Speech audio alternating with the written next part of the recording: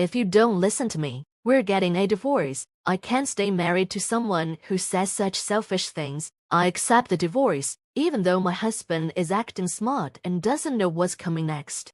My name is Emily. I've been married for 5 years, and I'm 35. It's just me and my husband. We've wanted children but haven't been able to have any yet. We thought about fertility treatments, but my husband didn't want to go through with it, so we left it to chance. If we don't have kids, it would just be us. After we got married, both of my husband's parents passed away, and we didn't have time for treatments. My husband is quite controlling. At work, he was a senior and often called me his foolish wife in front of others. He scolded me harshly if I made a mistake. This behavior didn't change after we got married. Though he seems like a bad person, he does have a gentle side. He gave me good advice when I was his subordinate and helped me when I was feeling down after my grandfather died. That support led us to start dating and eventually marry. Since getting married, I've stopped working and become a full-time housewife. My husband usually comes home after 9 p.m. because of his job. When he gets home, I greet him and help with his clothes, but he doesn't say much. I prepare dinner, and he eats quietly. After dinner, he goes to the bathroom, and I get his towel and underwear ready. He then heads straight to bed. He's always been quiet, and recently, his new job promotion seems to have made him even more tired. We don't talk much anymore, but I still trust and love him. He was there for me when I had a tough time. I lost my father in middle school and my mother when I was in my first year of high school. After that, my grandfather took me in and raised me with a lot of love. I wanted to show my appreciation by saving money from my job, taking him on trips, and sharing good times with him. I enjoyed spending time with my grandfather and wished he could stay healthy forever. But 3 years after I started working, my grandfather passed away from lung cancer. I was left completely alone. I knew I'd have to say goodbye eventually, but I didn't expect it to be so soon. I regretted not being able to do more for him or spend more time together. I was very sad and cried every night.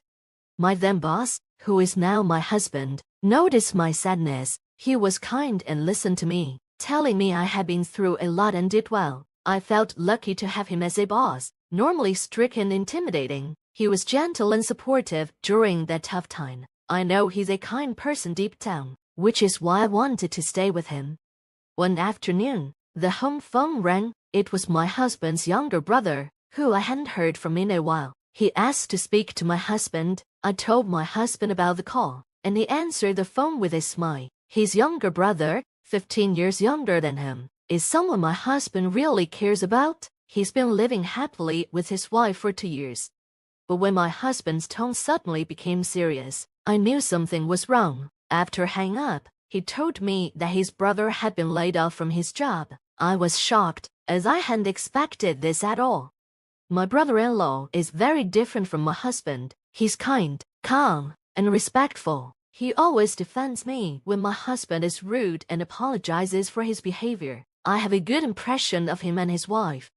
I wanted to help them in any way I could. I asked my husband if there was something I could do, but he gave me a sharp look and asked what I meant by something.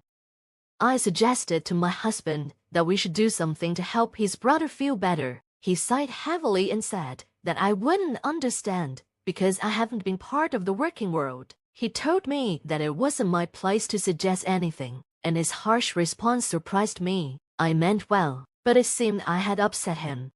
I asked him if I wasn't part of the family too, but he said I was just his wife, not his brother's family. His words hurt deeply. I had never seen him act so aggressively before. His brother being laid off must have been a huge shock for him, but his harshness was unexpected.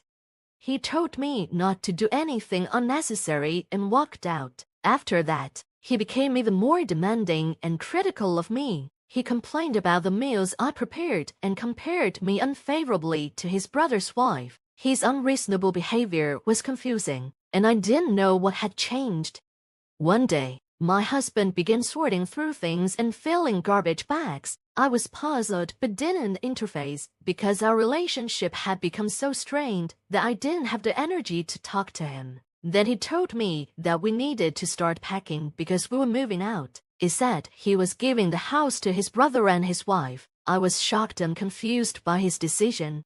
My husband suddenly decided to give our house to his unemployed brother and his wife. I asked why he was doing this out of the blue, and he shouted at me to be quiet. I pointed out that giving away the house didn't solve our living situation. He insisted that, as his brother was in trouble, he needed to help him, and we would figure out where to live later. I was confused and suspicious. My brother-in-law wouldn't just take our house without question. As I was about to confront my husband, he handed me divorce papers and told me that if I was only going to argue, I was of no use to him. He demanded I leave immediately. I was shocked by his sudden decision, but felt it might be for the best. I picked up the divorce papers and signed them. My husband watched me with a smug smile, which almost made me laugh at how absurd he looked. After signing, I reminded him that the house wasn't his to give away. It was my house, inherited from my grandfather. My husband was stunned. I explained that he had moved into my house before we were married because he didn't want to pay rent, and I've been paying the property taxes ever since. He had never contributed anything. My husband seemed flustered and said it didn't matter since we would soon be divorced. I told him that his behavior was unbelievable and selfish, and we needed to calm down. I let all my frustrations out on my husband. I loved him and thought he loved me too, but maybe I was wrong. I never expected our marriage to end so quickly. Emily, wait, this is a misunderstanding. Let's talk, he said.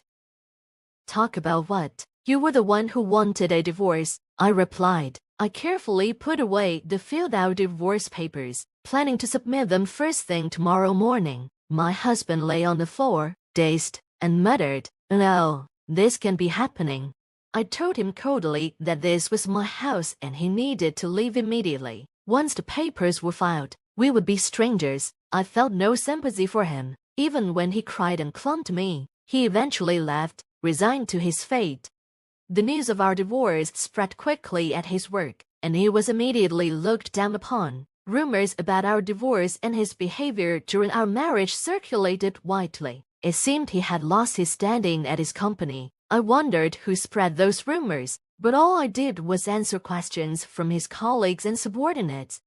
About 6 months after the divorce, I ran into someone I hoped not to see while leaving a real estate agency. My ex-husband. It seemed he had been waiting for me outside the agency. The situation was unsettling, and even when I tried to ignore him, he followed me persistently.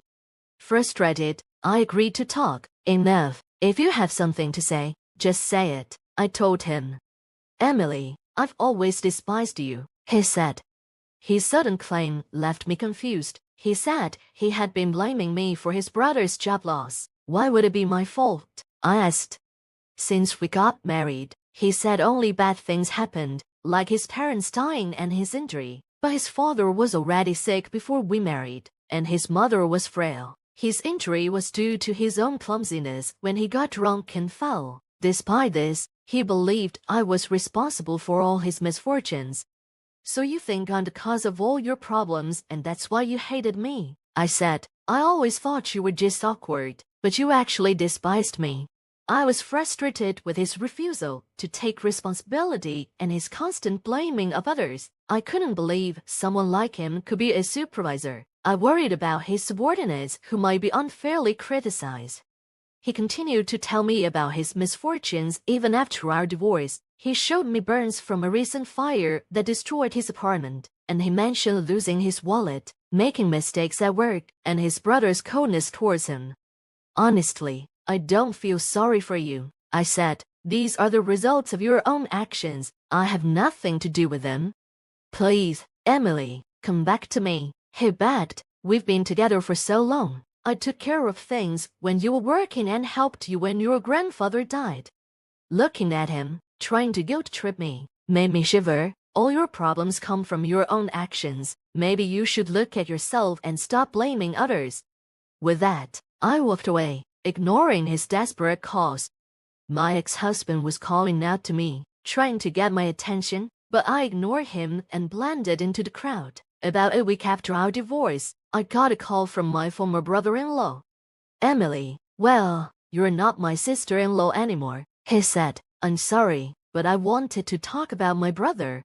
He explained that the decision to give the house to his brother was made by my ex-husband alone. His wife and he had no idea about it. My former brother-in-law said he and his wife felt sorry for how my ex-husband treated me, and he thought it was good that we divorced. He wished me happiness. I thanked him, and he told me he found a job and was managing to get by. I was happy for him. He mentioned he planned to distance himself from his brother, which is why my ex-husband couldn't reach him.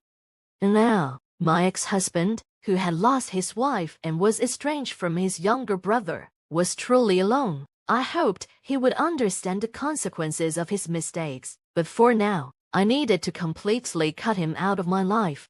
On the day I ran into my ex-husband, I had just signed a contract to rent out the house I inherited from my grandfather. It was too big for me, but I couldn't let go of the house full of memories. I preferred to have someone who wanted to live there. I decided to change my phone number, move, and completely sever ties with my ex-husband. At 35, I still have a long life ahead of me.